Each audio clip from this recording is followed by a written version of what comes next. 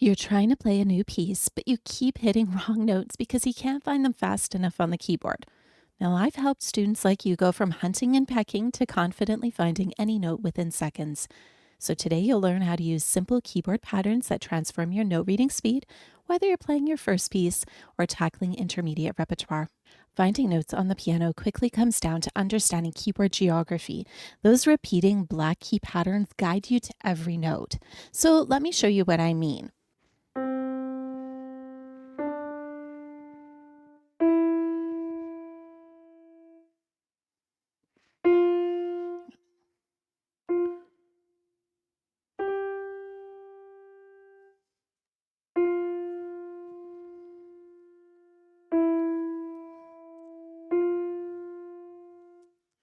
All right, so that's what happens when you're guessing notes. And by the way, I see this all the time. So now watch this.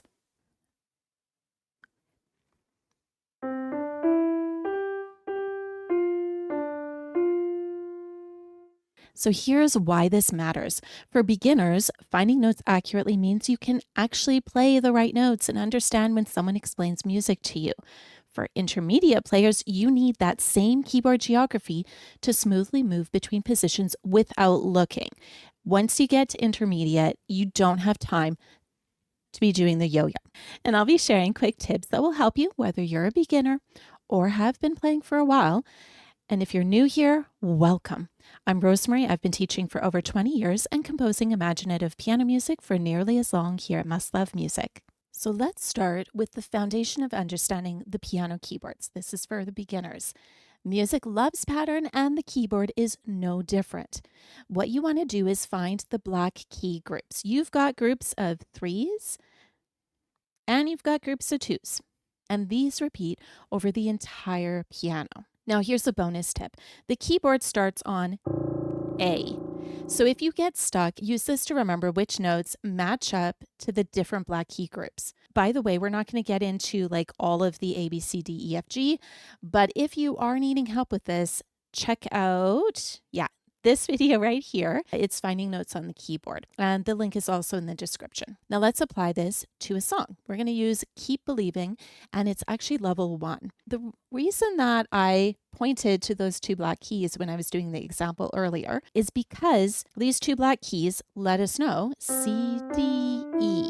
That's the white notes that surround these black keys. The 2 black key position really helps us with that. Any 2 black key group just to the left of it, that's going to be C. So whether it's here,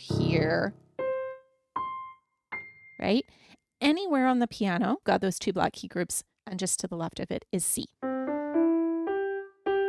Okay, so now we are up by our 3 black key group. F, G, A, and B surround our 3 black keys. If somebody is teaching me and they're saying what note to play, then I can look at my 3 black key group and I can say, okay, the F is just to the left of this particular black key group. And again, that applies anywhere on the piano.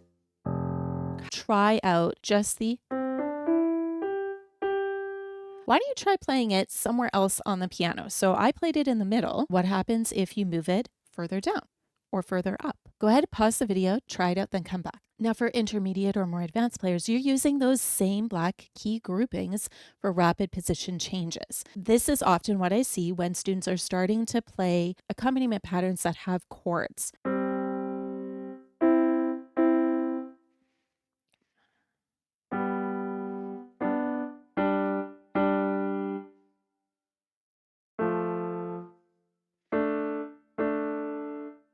It's awkward. There's a pause in between every single chord change. This is probably one of the most common things that students need to overcome at this particular level. And so that's what happens when you're hunting for notes. Now watch.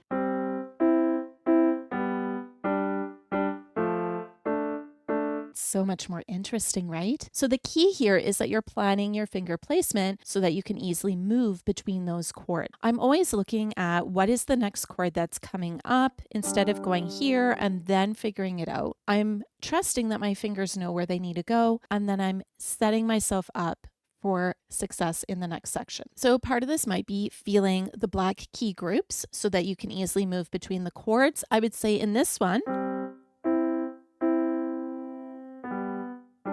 Maybe not as much.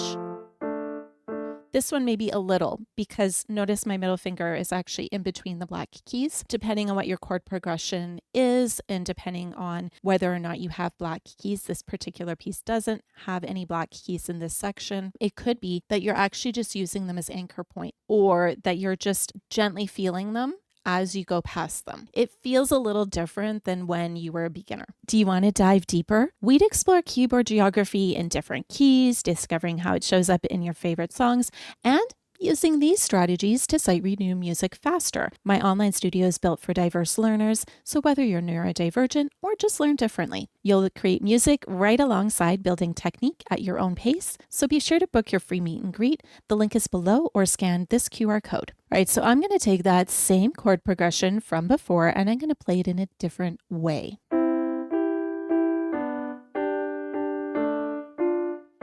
So I changed the inversions of it. It feels a little bit different from reading the notes, right? I'm using touch and feel to navigate the notes. You'll notice I wasn't like looking down.